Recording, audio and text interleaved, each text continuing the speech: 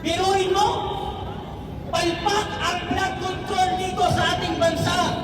Binaha ang Luzon, ang mga buwang na congressman na si Abante, ang hindi imbestigahan niya ang Davao. Kung hindi ba naman kayo mga utak hipon, bakit sa Luzon ang may baha, sa Davao ang iniimbestigahan nyo? Bakit ko sinasabi na si Abante ay utak hipon? Dahil ang hipon, naghalo ang tayo pati utak na hindi niya kayang paghilain ang kaya, ito ang payo ko kay Abante na appointed son ni Garcia, isa kang utak hipon.